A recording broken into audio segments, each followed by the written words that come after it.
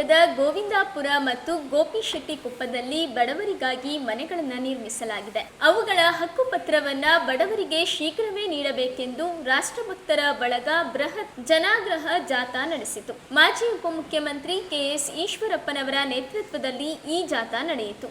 ಈಶ್ವರಪ್ಪನವರು ಜನಾಗ್ರಹ ಜಾಥಾದ ಉದ್ದೇಶದ ಕುರಿತು ಮಾತನಾಡಿದ್ದಾರೆ.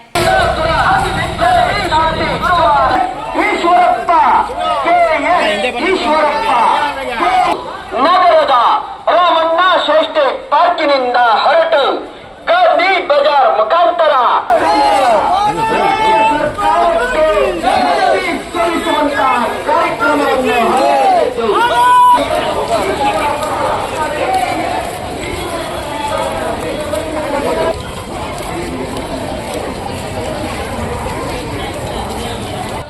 ಜನರ ಯಶಸ್ವಿ ಮಾಡಿದ ನೀಡಬೇಕು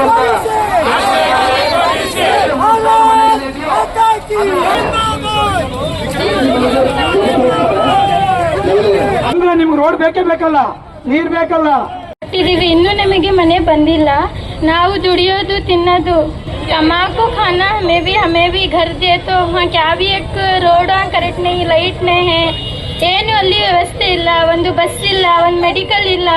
ಏನಾದ್ರೂ ಆಗಿದೆ ಅಂತ ಒಂದು ಮೆಡಿಕಲ್ ಅಲ್ಲಿ ಹೋಗಿ ಟ್ಯಾಬ್ಲೆಟ್ಸ್ ತಗೊಂಡ್ವಿ, ಅದು ಏನು ಇಲ್ಲ ಅಂತ ಅಂದ್ಕೊಂಡು ಕಾಯ್ತಾ ಇದೀವಿ. ಮನೆ ಆಗಿಲ್ಲ, ಬಹಳ ತೊಂದರೆ ಇದೀವಿ, ರಾಜ್ಯ ಸರ್ಕಾರ ಗಮನಿಸಬೇಕು ಅಂತ ಹೇಳಿ ರಾಗಿಗುಡ್ಡದ ರಂಗಮ್ಮನವರು ಮಾತಾಡಿದ್ದಾರೆ.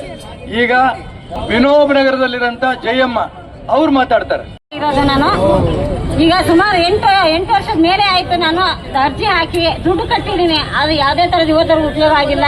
ನಮ್ ನಿಲ್ಲಕ್ ಬೆಲೆ ಇಲ್ಲ. ಈಗ ಮನೆ ಬಾಡಿಗೆ ಮನೆಯಲ್ಲಿ ಈಗ ಜೀವನ ಮಾಡ್ತಾ ಇದೀವಿ, ಮುಸ್ಲಿಂ ಮನೆ ತಿಕ್ಕೊಂಡು. ದಯವಿಟ್ಟು ಎಲ್ಲರೂ ಸಹಕರಿಸಿ ನನಗೆ ಇರಕ್ಕೊಂದು ನೆಲೆ ಮಾಡ್ಕೊಡಿ ಅಂತ ನಾನು ನಿಮ್ಮಲ್ಲಿ ಬೇಡ್ಕೊಂತೀನಿ. ಸನ್ಮಾನ್ಯ ಶ್ರೀ ಕೆ ಎಸ್ ಈಶ್ವರಪ್ಪನವ್ರಿಗೆ, ಕೆ ಇ ಕಾಂತೇಶ್ ಅವರಿಗೆ ರೂಪಾಯಿದ ಬಡ್ಡಿ ಹಂಗೆ ಕೆಲವು ಒಡವೆ ಇಟ್ಟಿದೀವಿ, ಆರಾಧ್ಯ ಹೋಗಿದಾವೆ. ನಮ್ಗೆ ಮನೆ ಇಲ್ಲ, ಒಡವೆನೂ ಇಲ್ಲ, ಯಾವಾಗ ಕೊಡೋದು? 5,000 ರೂಪಾಯಿ ಬಾಡಿಗೆ ಕಟ್ಕೊಂಡು ನಮ್ ಜೀವನ ಮಾಡಕ್ ಆಗೋದಿಲ್ಲ ಸರ್. ನಮಗೆ ಆಸೆ ಹೇಳಿ ನಮಗೆ ಬಡ್ಡಿ ಹಂಗೆ ತಗೊಂಡ್ಬಂದು ಹಣ ಕಟ್ಟಿರೋದು, ಬಡ್ಡಿ ಇಲ್ಲ, ಕಟ್ಟಿ ನಮಗೆ ಸಾಕಾಗ್ತದೆ. ನಾವು ಬಾಡಿಗೆ ಮನೆಯಲ್ಲ ಇದ್ದೀವಿ, ಎಷ್ಟು ವರ್ಷ ತನಕ ಇರಬೇಕು? ನಮ್ಗೆ ಜೀವನ ಮಾಡೋದೇ ಕಷ್ಟ ಆಗಿದೆ, ಬಾಡಿಗೆ ಕಟ್ಕೊಂಡು ಜೀವನ ಮಾಡಕ್ ಆಗೋದಿಲ್ಲ. ಧಿಕ್ಕಾರ ಧಿಕ್ಕಾರ ಧಿಕ್ಕಾರ ಧಿಕ್ಕಾರ, ಎಲ್ಲವರೆಗೆ ಹೋರಾಟ.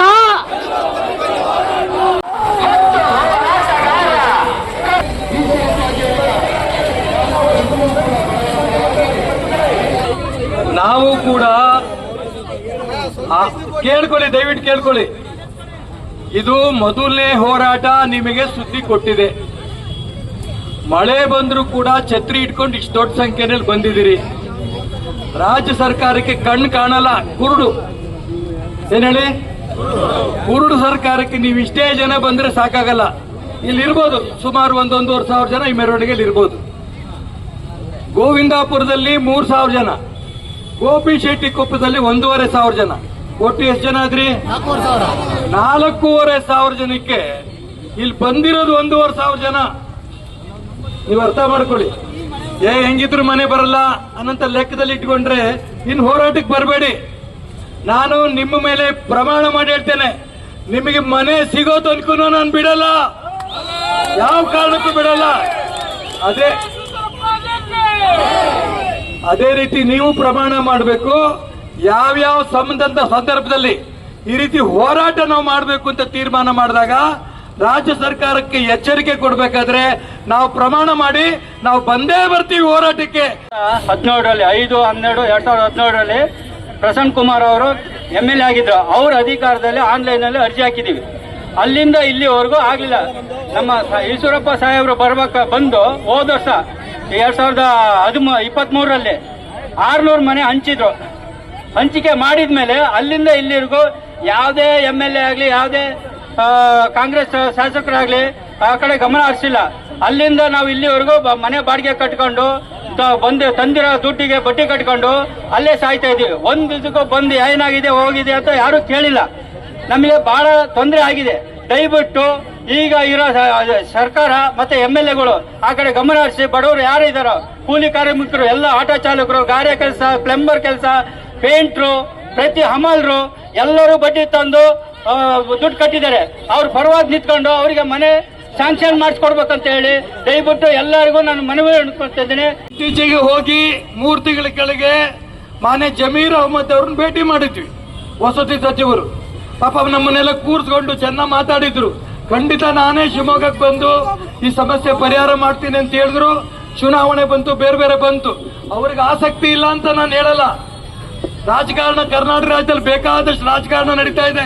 ನೀವು ರಾಜಕಾರಣ ಮಾಡೋದು ಮಾಡಿ, ಆದ್ರೆ ಬಡವರ ಮನೆ ಕಟ್ಟೋದು ನಿಮ್ ಸರ್ಕಾರದ ಕರ್ತವ್ಯ. ಸರ್ಕಾರದ ಕೆಲಸವೂ ಮಾಡಿ. ಬರೀ ರಾಜಕಾರಣ ಮಾಡಿದ್ರೆ ನಿಮಗೆ ದೇವ್ರು ಒಳ್ಳೇದ್ ಮಾಡಲ್ಲ.